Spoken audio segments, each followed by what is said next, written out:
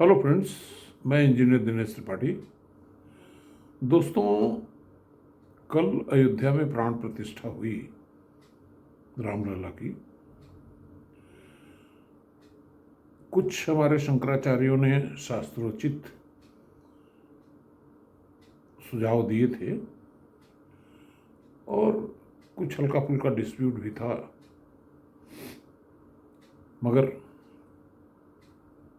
प्राण प्रतिष्ठा हुई, विधिवत हुई।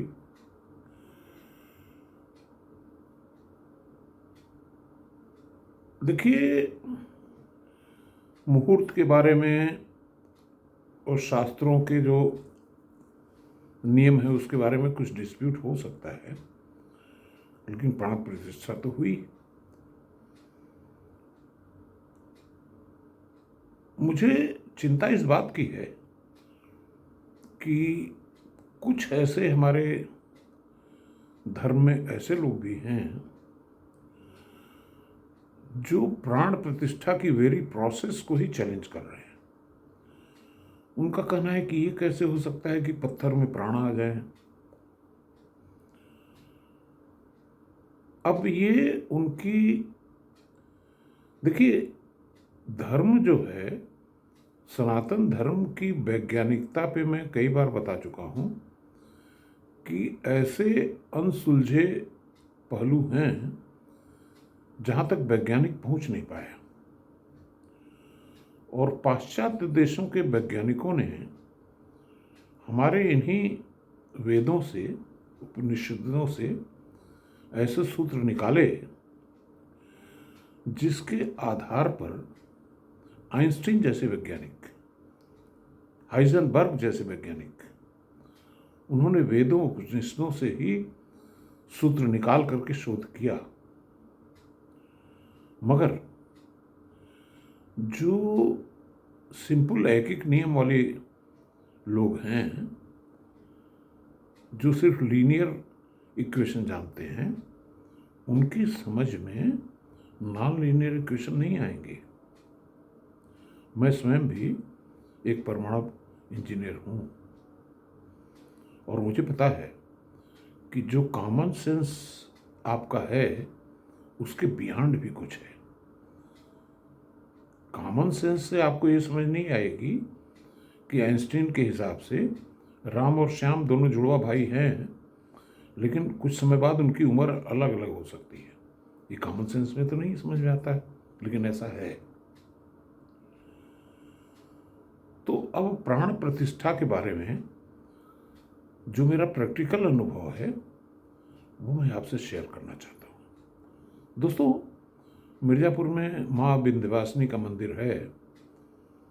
आप स्नान ध्यान करके वहाँ जाइए, दर्शन पूजन करिए, और कोई भी अनुष्ठान है आपका, कोई भी प्रतिज्ञा है, कोई भी लक्ष्य है, उसको अपने मन में ही वहाँ कह दीजिए, उसकी पूर्ति होगी। दोस्तों, अयोध्या में हनुमानगढ़ी मंदिर बहुत फेमस है, सब लोग जानते हैं।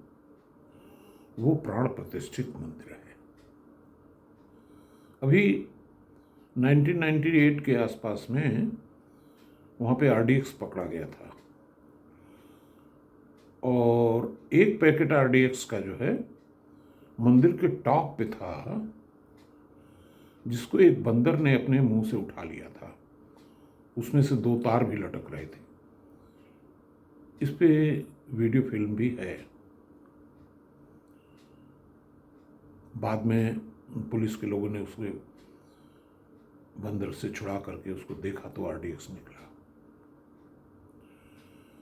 इसी क्रम में मैं आपको बताऊं कि मैं 1980 के आसपास में मैं बस्ती में पोस्टेड था एज असिस्टेंट इंजीनियर। चूँकि जौनपुर से मेरा आना जाना होता था तो रास्ते में अयोध्या पड़ता था, तो अक्सर मैं हनुमानगढ़ी के दर्शन करते हुए जाता था। 1-2 बार सो कॉल्ड बाबरी मस्जिद में, जहाँ पे हनुमान लला स्थापित थे, वहाँ पे लगातार 24 घंटे कीर्तन चलता था, वहाँ भी 1-2 बार जाने का मौका मिला। तो वहाँ पे हनुमानगढ़ी में एक घटना हुई पुलिस से संबंधित। मैं एक्चुअल डेट एंड टाइम तो अभी नहीं बता पा रहा हूँ, लेकिन ये चीज़ रिकॉर्ड्स में है। एक कांस्टेबल थे मिस्टर पांडे, तो वो भांग का सेवन करते थे और ड्यूटी खत्म होने के बाद सीधे हनुमानगढ़ी मंदिर में जाते थे और वहाँ पे भजन कीर्तन में हिस्सा लेते थे। निश्चित तौर पे भांग के नशे में होते थे वो। कुछ दिन बाद उनकी ड्यूटी प्रहरी, जिसको पहरा कहते हैं पुलिस वाले, रात में उनकी ड्यूटी लगा दी गई। अब एक दिन क्या हुआ कि शाम को वो गए भांग के नशे में, भजन कीर्तन चल रहा था, वहाँ भंडारा भी था, तो उसमें उन्होंने हिस्सा लिया। उसके बाद भंडारा में भोजन करने के बाद उनको नींद आ गई, वहीं मंदिर में फर्श पे सो गए पांडे जी। इधर क्या हुआ कि देखिए, होता क्या है कि जिले का जो एसएसपी होता है वो रात्रि में निरीक्षण करता है थानों का, और इस चीज़ का खास तौर से ध्यान देता है कि प्रहरी यानी कि पहरा जागृत अवस्था में है कि नहीं। अब पांडे जी तो हनुमानगढ़ी में सो रहे हैं और रात को ठीक 2 बजे एसएसपी साहब थाने में पहुंचते हैं और वहाँ पे उन्होंने अपनी रिपोर्ट में लिखा है कि श्री पांडे कांस्टेबल ड्यूटी पे मुस्तैद पाए गए। बहुत बढ़िया, उन्होंने सैल्यूट किया। दूसरे दिन जब सुबह हुई तो लोगों ने रिपोर्ट देखी और कहा कि भाई ये पांडे जी तो मंदिर में थे, यहाँ कैसे आ गए। ये है प्राण प्रतिष्ठित मंदिरों की महिमा। इसलिए अज्ञानतावश इस चीज को प्रश्न करना कि पत्थर में जान कैसे आई, ये उचित नहीं है। धन्यवाद।